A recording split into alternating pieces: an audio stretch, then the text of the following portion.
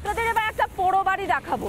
বাংলায় তো এরকম অনেক পোড়ো বাড়ি রয়েছে, কিন্তু যে পোড়ো বাড়ি দেখাবো সেই পোড়ো বাড়িটা অন্যরকম। পোড়ো বাড়ি বললে কিন্তু ভুল হবে না, যে ছবিটা এবার আপনাদের দেখাবো এটা পোড়ো বাড়ি হলেও আসলে এটা একটা স্কুল, শিবাজি হাই স্কুল দুর্গাপুরের। এই স্কুলে কি হয় এখন? এই স্কুলে সারি সারি পড়ে নষ্ট হচ্ছে সবুজ সাথীর সাইকেল। যে সবুজ সাথীর সাইকেলের বিরাট বিজ্ঞাপন করে গোটা বাংলা জুড়ে রাস্তায় ফ্লেক্স লাগিয়ে গোটা বাংলা জুড়ে প্রচার করে মাইকিং করে সবুজ সাথী প্রকল্পের সূচনা হলো। তারপরে পরিণতি কি সবুজ সাথী প্রকল্পের সাইকেলের? পড়ে পড়ে নষ্ট হচ্ছে। কোথাও আমরা দেখেছি সবুজ সাথীর সাইকেল বিক্রি করা হচ্ছে। 3টি সংস্থা এই সবুজ সাথীর সাইকেল তৈরির টেন্ডার পায়। তারপরে সাইকেল তৈরি হয়, কিন্তু তারপর কি হয়? তারপর তার পরিণতি পড়ে পড়ে নষ্ট হওয়া। তার কারণ কি? কেন নষ্ট হচ্ছে এই সাইকেলগুলো, যেগুলো আমার আপনার ট্যাক্সের টাকায় কেনা? এর উত্তর দিতে হবে প্রশাসনকে। আমি একের পর এক বক্তব্যগুলো শোনাবো এরপর, যেখানে স্থানীয় বাসিন্দা কি বলছেন শুরুতে শোনাবো, তারপরে শোনাবো শিবাজি হাই স্কুলের স্কুল পরিদর্শক যিনি, তিনি বা কি বলছেন এই সাইকেলগুলো যেভাবে পড়ে নষ্ট হচ্ছে তা নিয়ে। শুনুন। একটু যদি নষ্ট হয় জিনিসপত্র তাহলে তো কষ্ট তো হবারই ব্যাপার। তো একটা জিনিস নষ্ট হচ্ছে, এটা খুবই খারাপ। তবে যদি এটা একটাও যদি সাইকেল হয় সেটাও কষ্টের ব্যাপার আছে। আমাদের স্কুল ওটা নয়, তবে আমি ডিআইয়ের সঙ্গেও কথা বলবো এই নিয়ে। দেখছি কী দাঁড়াচ্ছে বিষয়টা। হ্যাঁ, সবুজ সাথীর সাইকেল তো আমরা একটু খোঁজ নিয়ে দেখছি।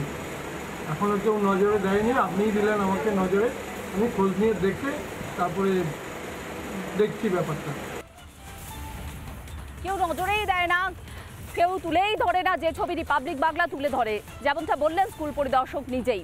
এবার আরও একটা ছবি তুলে ধরেছেন আমাদের প্রতিনিধি রমেন। কি সেই ছবি দেখুন। আমি দাঁড়িয়েছি দুর্গাপুরের শিবাজি হাই স্কুল। এই পরিত্যক্ত স্কুল দুর্গাপুর ইস্পাত নগরীতে, এবং এর ভিতরে স্কুলের ভিতরে কিভাবে সরকারি পয়সার অপচয়, মুখ্যমন্ত্রীর স্বপ্নের প্রকল্প, স্কুলের ছাত্রছাত্রীদের যে সবুজ সাথী প্রকল্পে সে সাইকেল দেওয়া হয়। দেখুন, আমি একটু দেখাবো যে রুমের মধ্যে দেখুন হাজার হাজার সাইকেল। পুরো স্কুলের যে গ্রাউন্ড ফ্লোরে কার্যত প্রতিটা রুম প্রায় কয়েক হাজার সাইকেল, সরকারি পয়সার অপচয় হচ্ছে। দেখুন এই রুম, প্রতিটা রুমে এইভাবে সাইকেল রাখা আছে। সরকারি প্রকল্পের যে পয়সা, সে পয়সা কিভাবে অপচয় হচ্ছে ছাত্রছাত্রীদের কাছে সে সাইকেল না পৌঁছে। শুধু তাই নয়, সাইকেলের ফ্রেম, রিম, হাজার হাজার রিম, সাইকেল ওপরে, কিন্তু সেই প্রকল্প কতটা বাস্তবায়িত হয়েছে আমি আবার দেখাবো।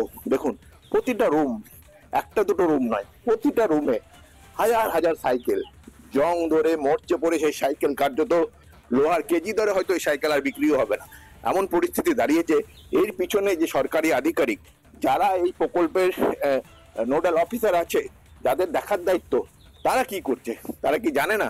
যারা যে সমস্ত সরকারি আধিকারিক এই প্রকল্পের সঙ্গে যুক্ত, যারা এইভাবে সরকারি অর্থ অপচয় করেছে, তাদের বিরুদ্ধে কি আদৌ কোনো ব্যবস্থা নেওয়া হবে? দুর্গাপুর থেকে ক্যামেরায় তাপসের সঙ্গে রমেন মজুমদারের রিপোর্ট, রিপাবলিক বাংলা। শেখর বন্দ্যোপাধ্যায় এবং রাজীব ঘোষ প্রাক্তন তৃণমূল কাউন্সিলর এই বিষয়ে কি বলছেন এবার শুনুন। সরকারি টাকা যারা আমরা ট্যাক্স দিই, সেই ট্যাক্সের টাকায় আপনারা নবান্নের থেকে অ্যানাউন্স করেন, সেই স্কিম অ্যানাউন্স হয়ে জনগণকে দেওয়া হয়, অথচ সেই জিনিসগুলো পড়ে পড়ে নষ্ট হচ্ছে। ব্যর্থতা কার? ডিএম থেকে শুরু করে যারা শিক্ষা দপ্তরের আধিকারিকরা এই দায়িত্বে আছেন, কেন তাদেরকে সাসপেন্ড করা হবে না? এর দায়িত্ব নবান্ন থেকে সভা করে মুখ্যমন্ত্রীকেই বলতে হবে। কেন সবুজ সাথী সাইকেলগুলো গরিব ছাত্রছাত্রীদের হাতে না দিয়ে এভাবে এই টাকা, সরকারি টাকাকে ধ্বংস করা হচ্ছে? এর আমরা তীব্র প্রতিবাদ জানাই এবং লিখিতভাবে কমপ্লেন জানাচ্ছি আমরা। তার যদি এরকম অপব্যবহার হয় সেটা তো খুবই দুঃখজনক, এবং আমি নিশ্চয়ই এটা আপনাদের কাছে শুনলাম, নিশ্চয়ই জানাবো। এবং আমার যিনি মন্ত্রী রয়েছেন এই বিধানসভার প্রদীপ মজুমদার স্যার, ওনাকেও আমি ইমিডিয়েটলি জানাবো। আর যারা এটার দায়িত্বে আছে, আমি তো বলবো যে এটা সঠিক রূপায়ণ না করতে পারাটা একটা অন্যায় কাজ, আমি বলবো অন্যায় কাজ। এটা রূপায়ণের দায়িত্ব রয়েছে যে আধিকারিকরা, আমি তো বলবো তাদের ত্রুটি। এবং এক শ্রেণীর আধিকারিক আমরা দেখেছি, আপনারাও দেখেছেন, যে ইন্টেনশনালি গভর্নমেন্টকে হেকল করা, হ্যারাস করা, গভর্নমেন্টের বদনামের করার একটা চেষ্টা করে। নানা ধরনের কন্টেন্ট দেখার জন্য লাইক করুন, শেয়ার করুন আমাদের ফেসবুক পেজ, সাবস্ক্রাইব করুন আমাদের ইউটিউব চ্যানেল। পাশাপাশি অন্যান্য ব্রেকিং নিউজের জন্য অবশ্যই চোখ রাখুন রিপাবলিক বাংলায়।